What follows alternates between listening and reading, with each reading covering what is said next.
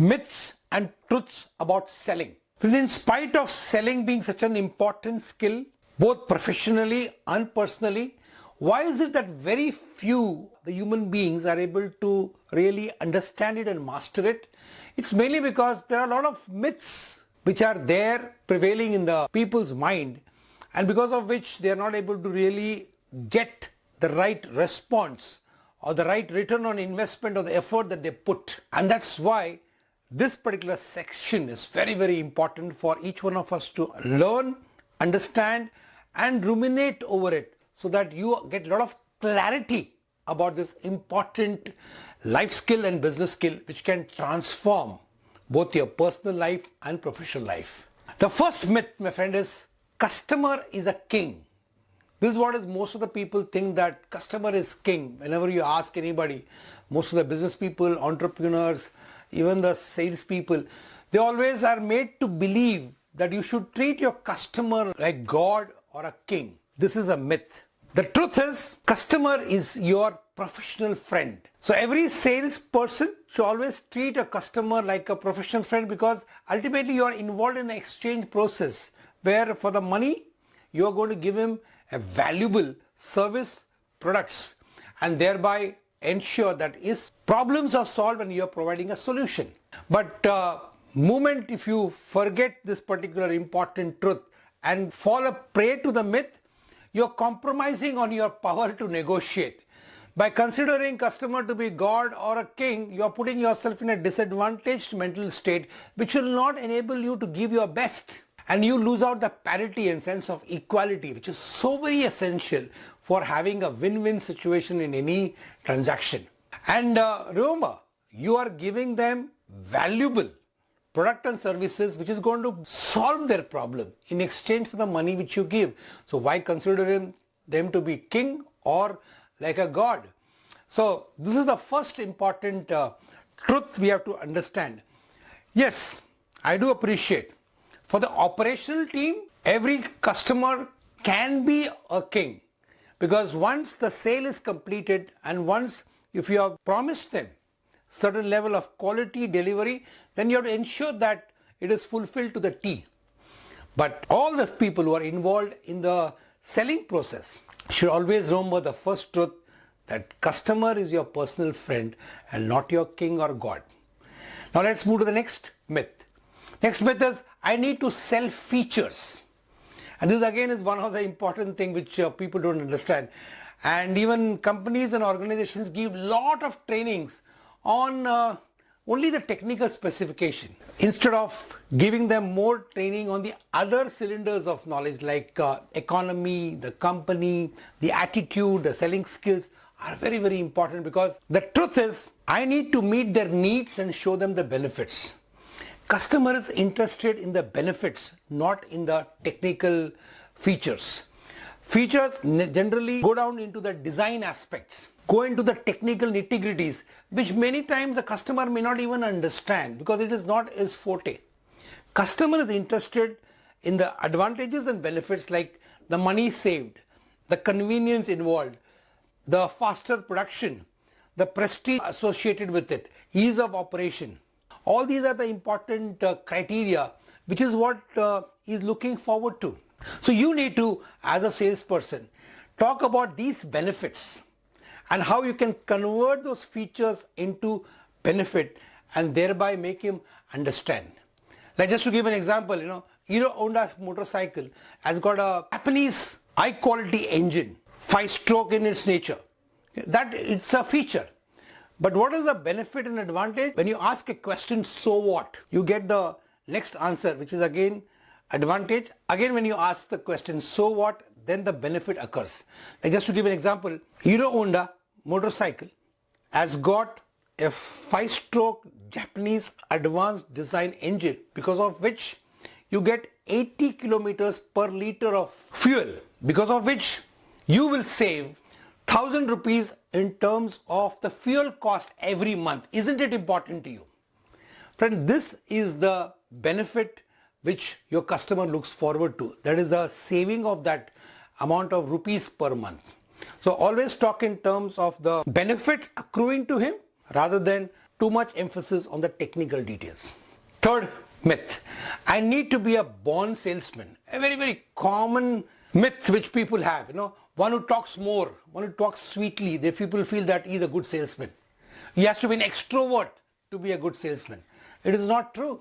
Salesmen are not born, they are built. And as we have seen earlier, selling is a science, and as it is a science, it can be learned by anybody. And selling is an art, it can be practiced and mastered by anybody. And that's the actual truth.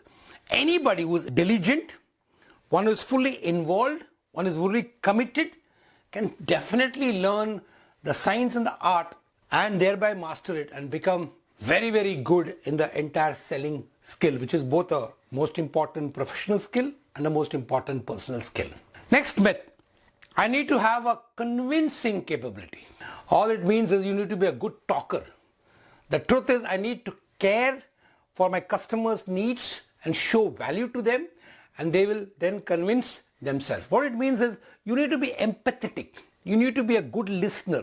There's nothing selling. Many people again have a wrong thought that it is somehow you have to forcefully manipulate and get the thing done. No, it's not forceful manipulation. A good salesperson is a good human being. He works on a premise of win-win, wherein he wants to ensure that he is giving a product which is going to be really beneficial to the customer, and it's going to be a solution to the challenges and the problem he's facing. The premise is always win-win, not win-lose or lose-win. And therefore, it's only about convincing ability, it's about being empathetic. Really putting yourself in the customer's shoes, understanding their problem and giving them a solution which your product and service is able to offer. So this is again a very, very important concept to be remembered. But the next myth is every prospect needs to buy. It's again a myth. But it is because of this myth, many salespeople, when they start out on this lovely career, which is considered to be the highest paying profession and the fastest growing career that anybody can get, people lose out because they have this myth that every call that they make, they should get a positive response.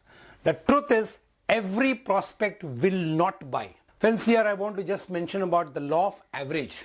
It is said, according to this law, when you make 10 calls, 3 will be positive and 1 will confirm. This is on an average, global average. Of course, as you keep on improving your selling skill and abilities, you will be able to improve this percentage.